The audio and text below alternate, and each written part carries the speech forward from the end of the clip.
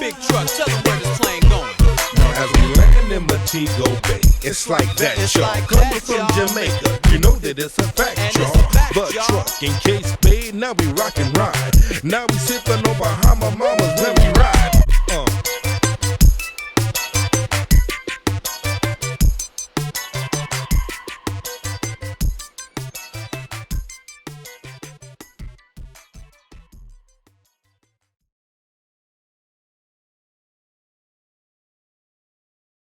Shalom, shalom, shalom. We're back at you with part two, Black men's mental health, broken part two. We're gonna drive some things home without further ado. You know what we do. We're gonna spit fire and we're gonna bring this thing on home. Catch it.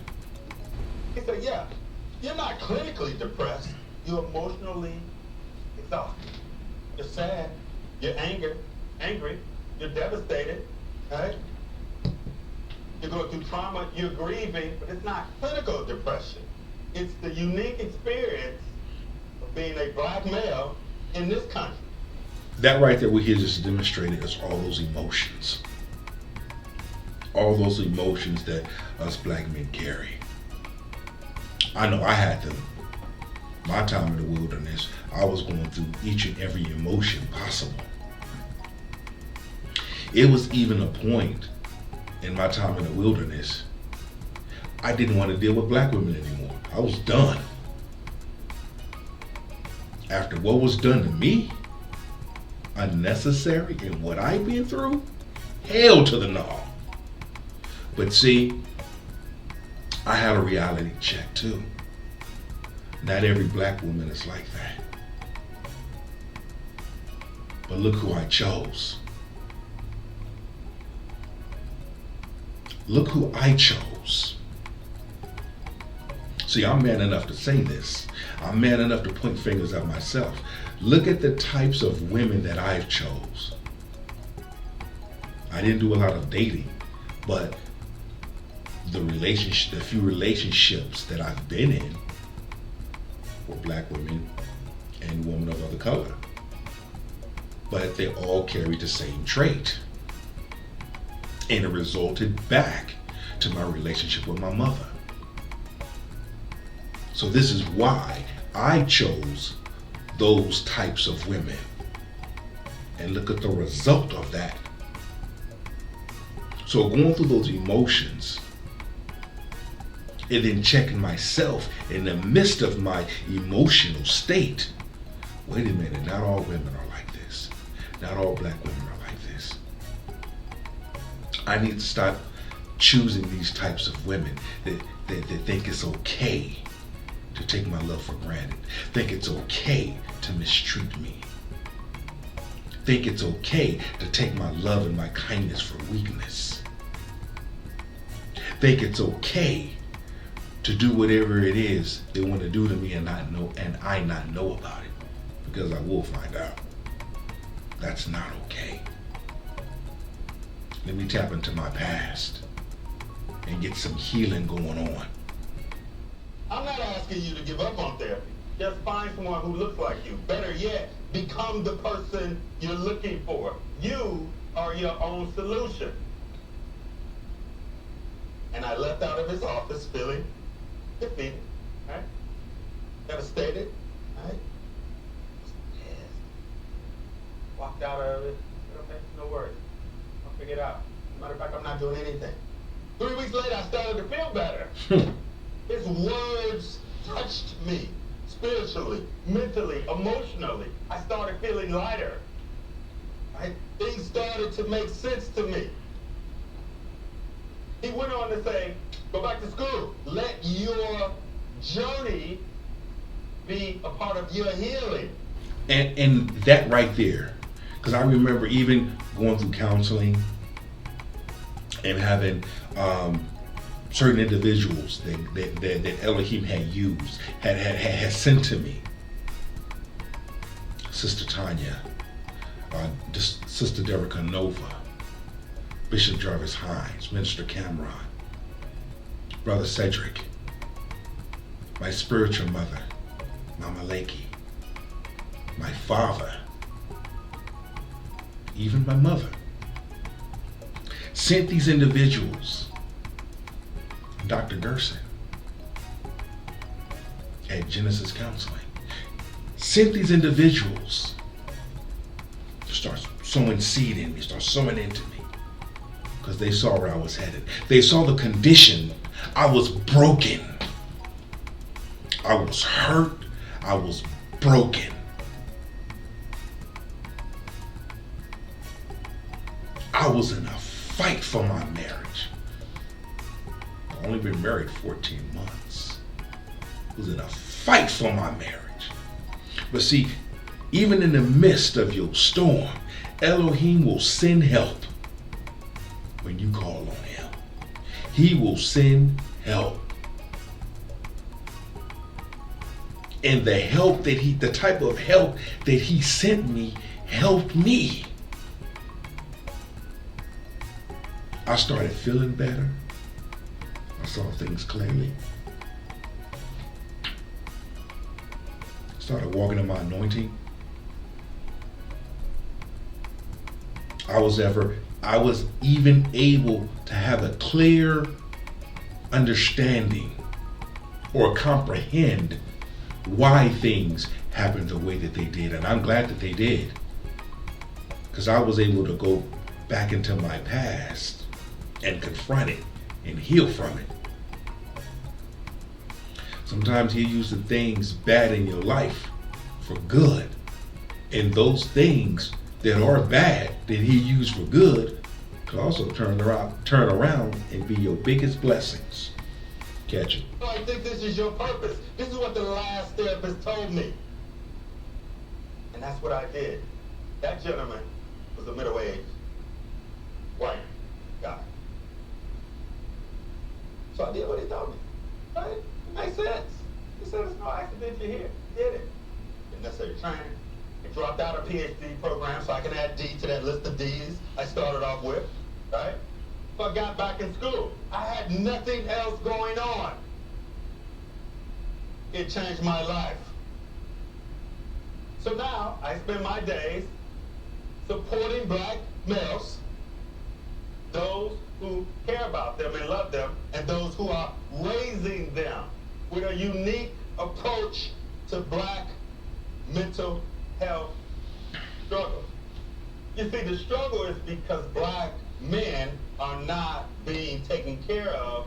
And that's so true. A large number of black men are not being taken care of. Voices are not being heard. They're too busy being labeled instead of sitting down having a conversation or asking questions.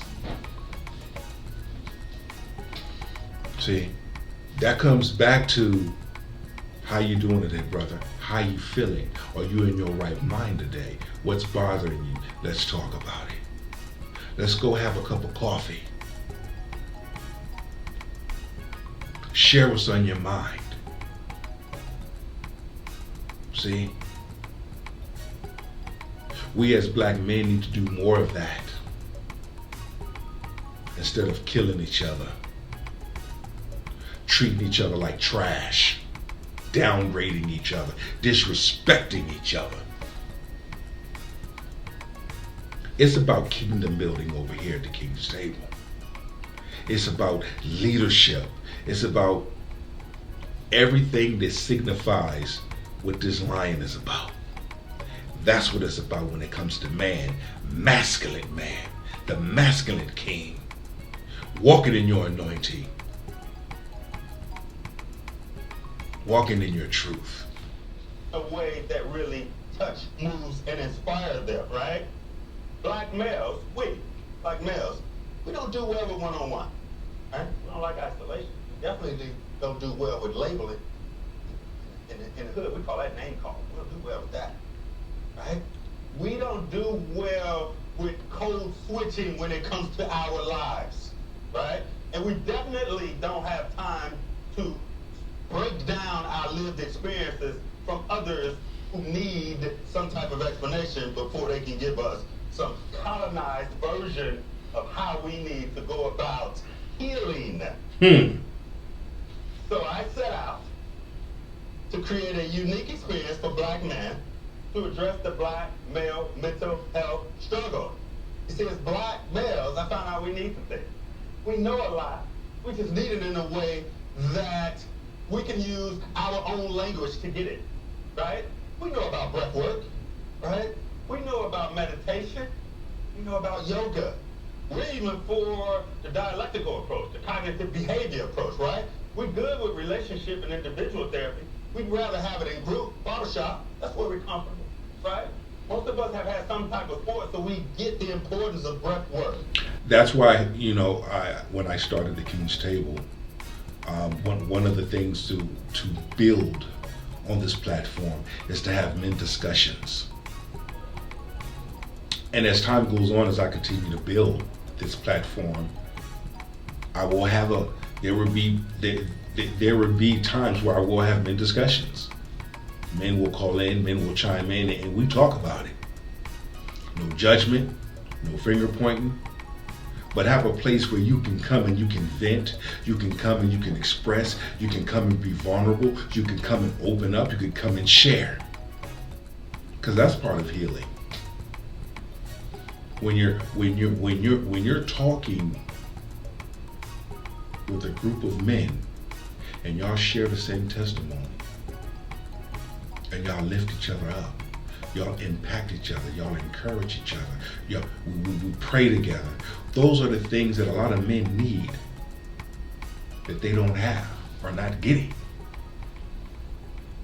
You could be married to a woman and be alone. Catch it. We get that. We just need it to come from someone who looks like us and who has walked the walk and talked the talk, right? See, as black males, we don't do what you say, we do what you do, right? So if you can tell us, show us, guide us, walk with us, we on to something. And that's what I did.